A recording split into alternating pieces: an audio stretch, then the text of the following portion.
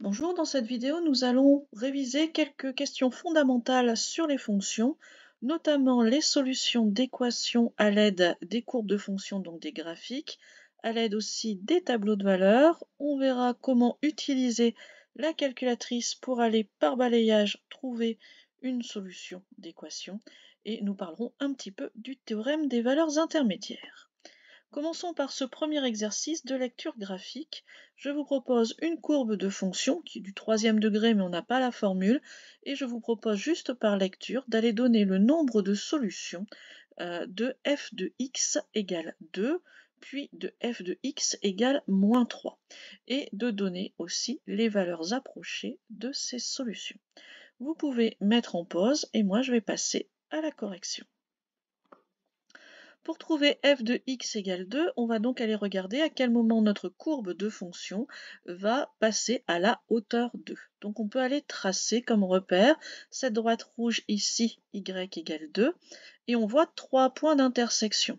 Donc nos solutions vont correspondre aux abscisses de ces points d'intersection, c'est-à-dire ici on va avoir moins 1, on va avoir environ moins 0,2. Alors là, c'est vraiment de l'approximation puisque c'était une lecture graphique. Et enfin, ici, on sera à peu près à 1,2. De la même façon, j'avais demandé pour f de x égale moins 3. On va donc aller se situer à la hauteur moins 3 et on voit un seul point d'intersection, donc une seule solution qui a l'air d'être pour moins 1,4.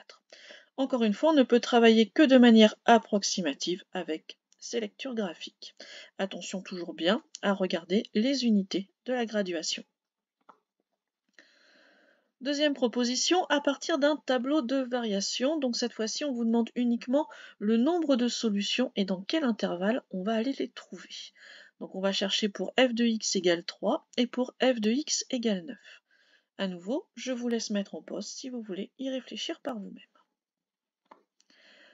Tout d'abord donc, sur ce tableau de variation, pour trouver f de x égale 3, on va regarder le nombre de fois où on va passer à la hauteur 3.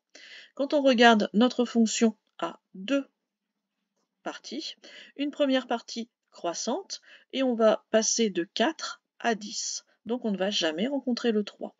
On a une deuxième partie de fonction qui est décroissante. Cette fois-ci, on va passer de 10 à moins 3. Comme il y a de la continuité, on va forcément passer à un moment par f de x égale 3. On ne sait pas trop où, on sait simplement que c'est sur l'intervalle 2, 5. Voilà comment on peut aller le donner donc à l'écrit. De la même façon, pour f de x égale 9 maintenant, cette fois-ci, sur notre partie croissante, on va passer de 4 à 10 avec une fonction continue. Si elle n'avait pas été continue, on aurait une cassure et on aurait une double barre dans notre tableau. Ce n'est pas le cas. Donc ici, puisque rien n'est indiqué, notre fonction est continue. Et donc, pour passer de 4 à 10, on va forcément passer par le 9. Donc on aura une première solution sur l'intervalle 0, 2. Puis ensuite, pour notre deuxième partie de fonction, on passe de 10 à moins 3. À nouveau, grâce à la continuité, on peut se dire que notre fonction va bien avoir une solution pour f de x égale 9, quelque part dans notre intervalle de 5. Dernier exercice un peu plus conséquent que je vous propose, d'aller étudier un petit peu la fonction f de x égale moins 2x au cube plus 6x carré plus 3, et on va se placer sur l'intervalle moins 4, 4. On pourrait se placer sur tout grand R, de moins l'infini à plus l'infini, mais ça nécessiterait à ce moment-là de parler un petit peu de limite, et moi j'ai envie de rester sur quelque chose d'assez basique pour l'instant. On vous demande à l'aide de la calculatrice de compléter le tableau de variation en indiquant les flèches pour ces variations, de mettre aussi les valeurs extrêmes, donc à chaque point de passage, d'aller chercher un petit peu comme on l'a fait précédemment le nombre de solutions de l'équation f de x égale 2, et là on le justifiera. Donc on se servira du théorème des valeurs intermédiaires, on essaiera de l'écrire un petit peu mieux que ce que j'ai dit à l'oral à l'exercice précédent. Et enfin, on ira chercher un encadrement des solutions que l'on aura trouvées à la question 2.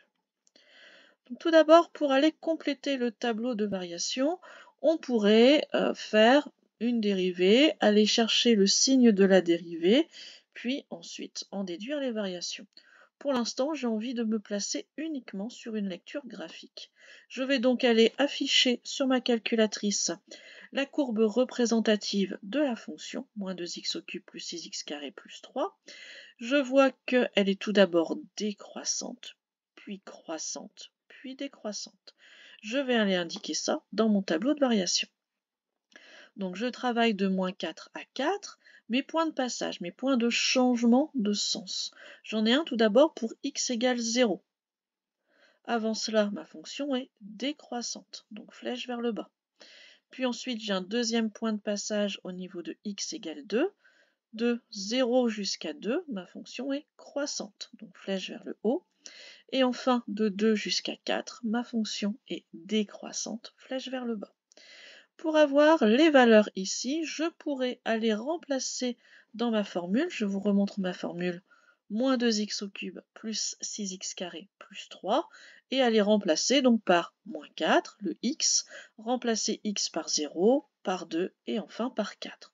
Ça fait quand même beaucoup de calculs à faire en faisant attention à ne pas avoir de problème de signes, de parenthèses, etc. Moi, je vous propose plutôt d'aller travailler avec le tableau de valeur de votre calculatrice. Pour avoir de toute façon la courbe de la fonction, vous aurez déjà rentré votre formule, donc il suffit d'aller regarder le tableau de valeur correspondant. Là, ici, ce sont des x qui sont des valeurs entières, donc normalement, vous allez trouver facilement dans votre tableau. Si on avait des valeurs qui étaient un petit peu plus compliquées, avec notamment des nombres décimaux, on pourrait aller ajuster le pas de notre tableau de valeurs pour aller voir des valeurs intermédiaires. La question suivante nous proposait de trouver le nombre de solutions de f de x égale 2. Alors je vais faire rapidement pour les intervalles pour lesquels il n'y a pas de solution et je vais détailler pour l'intervalle pour lequel je vais en trouver une. Pour notre premier intervalle, entre moins 4 et 0, ma fonction est strictement décroissante. Allant de 227 à 3, je ne vais pas rencontrer le 2. Ensuite, sur l'intervalle 0, 2, je vais aller de 3 vers 11 avec une fonction strictement croissante. Je ne vais à nouveau pas rencontrer 2. Enfin, sur notre dernier intervalle de 2 à 4, cette fois-ci je passe de 11 à moins 29. Et cette fois-ci, pour justifier correctement le passage par le 2, je vais utiliser le théorème des valeurs intermédiaires. Je vais tout d'abord dire que f de 2 est égal à 11, donc je suis au-dessus de 2. Je vais dire que f de 4 est égal à moins 29, donc cette fois-ci je suis en dessous de 2. Il ne me reste qu'à dire que je n'ai pas de problème pour passer de ce 11 à ce moins 29. Pour dire que je n'ai pas de problème, je vais dire que ma fonction est continue, donc il n'y a pas de cassure, et qu'elle est monotone. Elle est en fait strictement décroissante. Donc comme ça ne va pas faire de vague, elle ne va passer qu'une seule fois par la valeur 2. C'est notre théorème des valeurs intermédiaires qui nous le dit. Enfin, la dernière question que je vous avais demandé, c'est par balayage d'aller chercher un encadrement à 0,1 près de notre solution. Donc on va aller regarder dans notre tableau de valeurs en mettant un pas de 0,1. On se rend compte que pour x égale 3, notre f de x est égal à 3, donc plus grand que 2. Pour x égale 3,1, par contre, f de x, lui, n'est égal qu'à 1,07. Donc là, je suis bien passé à un moment ou à un autre par le 2. Donc je peux dire que ma solution est dans l'intervalle 3, 3,1. Voilà, donc faites bien attention simplement entre vos antécédents, vos x, vos images, vos f de x. Regardez bien à chaque fois et par la logique, vous allez assez facilement trouver les réponses à toutes ces questions. Voilà pour ces révisions sur les fonctions. Au revoir.